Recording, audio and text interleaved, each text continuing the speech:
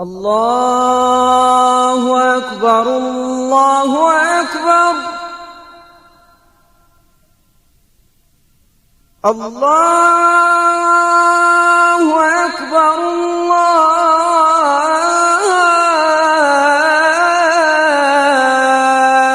الله أكبر. Si on peut résumer en un mot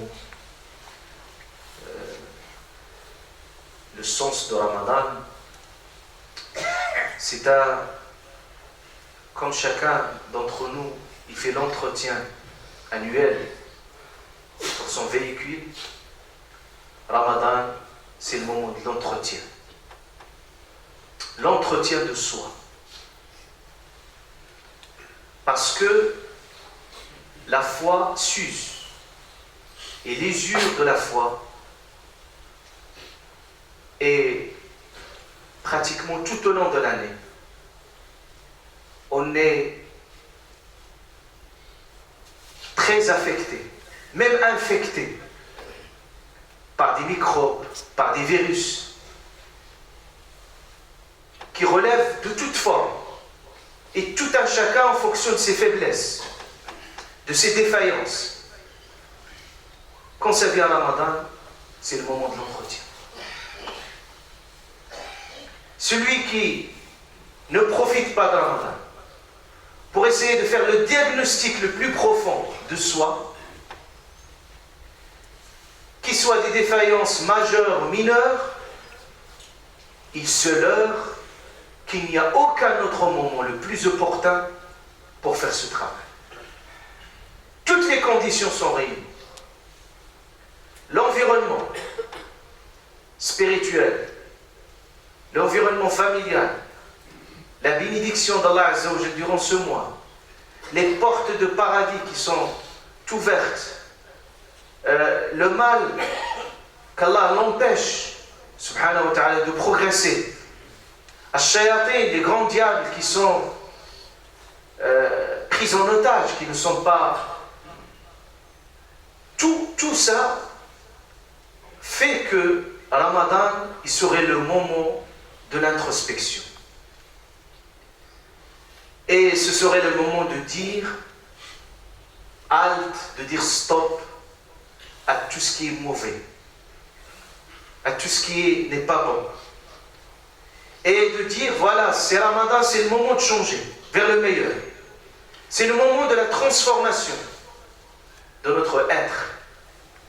C'est le moment de se débarrasser de cette charge. Ramadan, d'ailleurs, le mot saum qui veut dire s'abstenir. Saum, c'est pour ça que le prophète a qualifié de Shahr Ramadan, Shahr Sabr, qui nous apprend la patience et de l'endurance. Si on peut le résumer en un seul mot, d'ailleurs le mot taqwa que je viens d'évoquer tout à l'heure, qui est l'objectif principal de saum, ça nous permet de nous dépouiller, de nous décharger et surtout faire le vidange de nos consciences et de nos cœurs. Parce que nos cœurs, ils sont remplis. Parfois, nous sommes préoccupés par plein de sujets, préoccupés par plein de préoccupations, d'objectifs, parfois qui ne sont pas nobles, parfois qui prennent plus d'espace dans nos cœurs. Ramadan, c'est ça. Qu'est-ce qu'il nous dit Ramadan? Ramadan, il permet de faire sortir, de vider tout à l'intérieur de nos cœurs pour laisser la place qu'il faudrait pour Allah Azza wa Jalla, subhanahu wa ta'ala.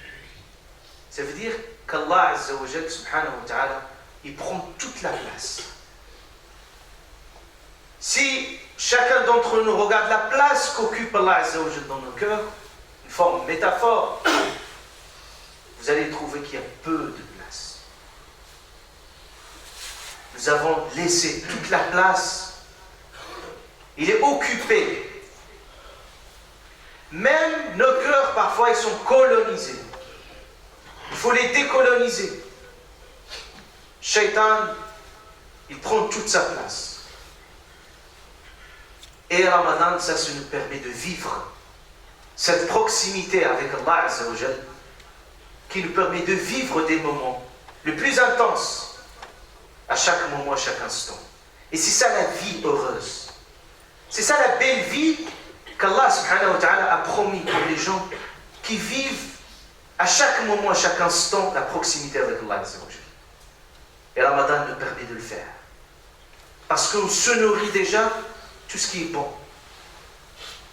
On ne laisse pas des particules ou des choses dangereuses, des microbes, des virus qui puissent attaquer notre système immunitaire de la foi, mais bien au contraire, on est mieux immunisé, mieux protégé. Et c'est ça la protection que nous devons avoir pour que, après Ramadan, Inch'Allah ta'ala, nous serons encore dans le meilleur, dans une conduite exemplaire. الحمد لله رب العالمين الرحمن الرحيم ملك يوم الدين إياك نعبد وإياك نستعين اهدنا الصراط المستقيم صراط الذين أنعمت عليهم غير المغضوب عليهم ولا الضالين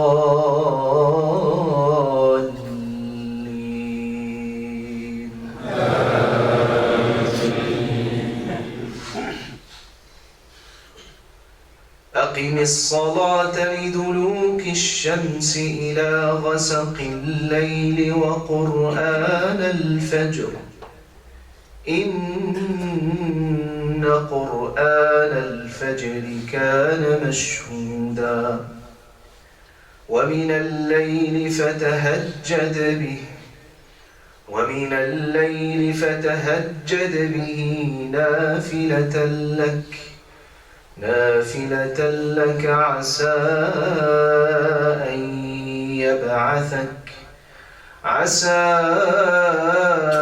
أن يبعثك ربك مقاما محمودا الله الحمد لله رب العالمين الرحمن الرحيم ملك يوم الدين إياك نعبد وإياك نستعين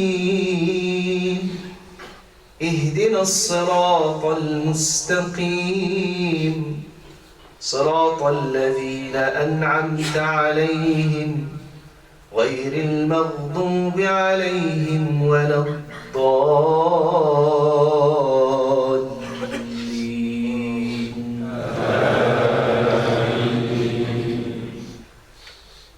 والعصر إن الإنسان لفي خسر إلا الذين آمنوا وعملوا الصالحات وتواصوا بالحق وتواصوا بالصبر الله